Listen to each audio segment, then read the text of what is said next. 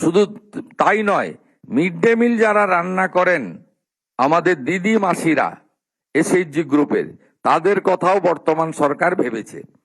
তারা মাত্র 2000 টাকা করে পেতেন, আমরা আগামী মাস থেকে তাদেরকে 1000 টাকা বৃদ্ধি করেছি, 3000 টাকা করে তারা পাবেন। আমি আর কথা বাড়াবো না।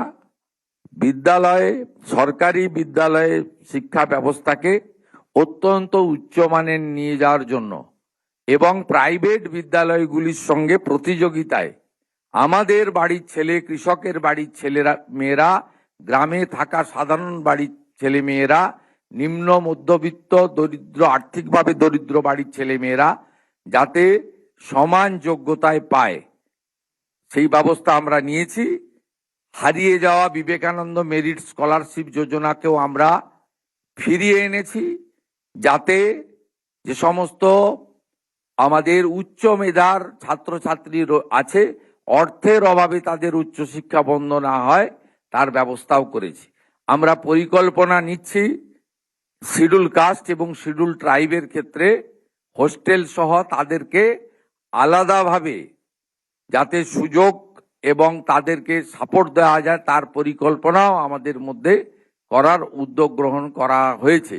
কেন্দ্রীয় সরকারের এসটি ডিপার্টমেন্টের সাহায্য নিয়ে একাধিক একলব্য রেসিডেন্সিয়াল বিদ্যালয় তৈরি করা, এর সঙ্গে খেলার মাঠ থেকে শুরু করে অন্যান্য বিষয়গুলো অগ্রাধিকার দেওয়া। প্রত্যেকটা জেলাতে কেন্দ্রীয় বিদ্যালয়ের জন্য জমি ইতিমধ্যে আমি আসার পরে 5টি জেলাতে পেন্ডিং ছিল, আমরা কেন্দ্রীয় বিদ্যালয়ের জমি দিয়েছি।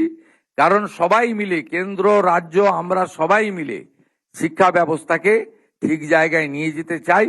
এবং সংস্কৃতির ক্ষেত্রে, সংস্কৃতের ক্ষেত্রে যে সমস্ত বিদ্যালয় বিশেষভাবে আমাদের সংস্কৃত এর উপর জোর দেবেন, আর তাদের ক্ষেত্রেও আমরা আলাদা অর্থ বরাদ্দ রেখেছি এবং সংস্কৃত বিশ্ববিদ্যালয়কেও আমরা সঠিক জায়গায় নিয়ে যাব। স্কুলগুলোকেও আমি উৎসাহিত করব সংস্কৃতি শিক্ষার ব্যাপারে আপনারা অগ্রাধিকার দিন, উৎসাহিত করুন।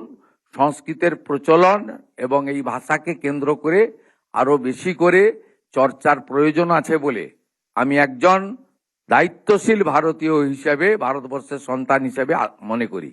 এবং আমরা আগামী দিনে এই শুধুমাত্র কম্পোজিট গ্র্যান্ট বিতরণ নয়, আপনাদেরকে শিক্ষাঙ্গনকে প্রকৃত শিক্ষা মন্দিরে পরিণত করার ক্ষেত্রে আমরা অগ্রাধিকার দেব।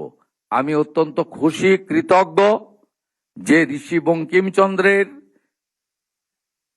বন্দে মাতরমের 150 বর্ষে পূর্ণাঙ্গ বন্দে মাতরম প্রার্থনাতে আপনারা সবাই গ্রহণ করেছেন। এটি একটি আমাদের গর্বের, আমাদের ঐতিহ্যের, এবং এর ফলে আমরা পশ্চিমবঙ্গবাসী প্রত্যেকেই গর্ব অনুভব করেছি।